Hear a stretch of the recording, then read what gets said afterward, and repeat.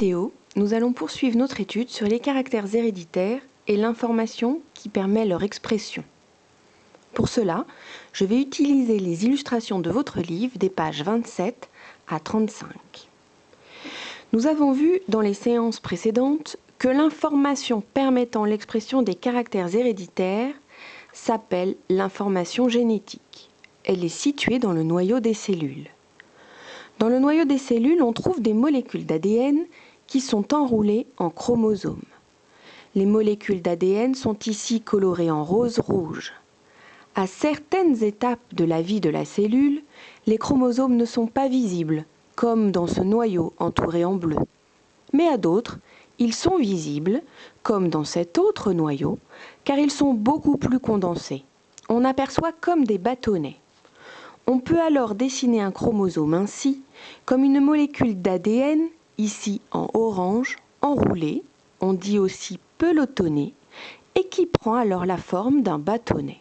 C'est un chromosome. L'ADN est en fait la molécule qui porte l'information permettant l'expression des caractères héréditaires. L'ADN porte l'information génétique. Une partie d'ADN contient l'information pour un caractère est appelée un gène. Un gène est donc une portion d'ADN qui détermine un caractère héréditaire. Sur un dessin de chromosome, on peut donc ajouter des portions colorées pour indiquer où sont les gènes. Par exemple, le gène 1, une portion colorée en violet, le gène 2, une portion colorée en bleu foncé, le gène 3, une portion colorée en vert bleu clair. Chaque molécule d'ADN contient de nombreux gènes. Ici sont représentés l'ensemble des chromosomes d'un humain. Sur chacun de ces chromosomes, on peut positionner les gènes. Seuls certains ont été positionnés ici. L'ensemble des gènes de l'ensemble des chromosomes s'appelle le génome. Nous savons déjà que chaque caractère héréditaire peut exister en plusieurs versions. Dans votre livre, l'exemple présenté est celui des groupes sanguins. Il existe en effet 4 groupes sanguins différents, A, B, AB et O. Il existe, liées à ces différentes versions de caractères, différentes versions du gène. Les différentes versions d'un même gène sont appelées les allèles. Ainsi, pour le gène du groupe sanguin, il existe l'allèle A, l'allèle B et l'allèle O. Ici, les chromosomes sont modélisés par des bâtonnets jaunes et le gène du groupe sanguin est identifié par les 2 barres noires. Entre les 2 barres noires se trouve le nom de l'allèle.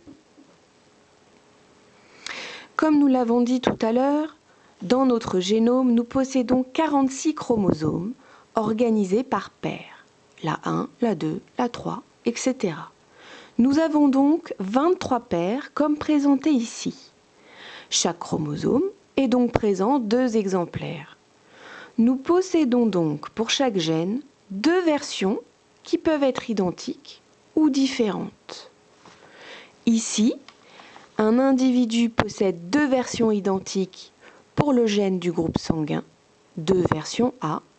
En dessous, un autre individu possède 2 versions différentes du gène du groupe sanguin, l'allèle A et l'allèle B.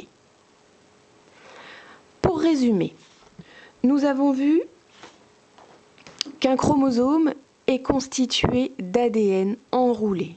Sur le schéma, ces molécules d'ADN sont représentées en orange, enroulées dans des structures que l'on appelle un chromosome. L'ADN porte l'information génétique dans des portions que l'on appelle les gènes. Sur ce schéma bilan, 2 gènes sont représentés, le gène 1 et le gène 2. Chaque gène existe en plusieurs versions, que l'on appelle les allèles. Une cellule humaine possède 2 exemplaires de chaque chromosome, donc de chaque gène. Elle possède pour chaque gène soit 2 allèles identiques, comme représenté ici pour le gène numéro 1, soit 2 allèles différents, comme représenté ici pour le gène numéro 2.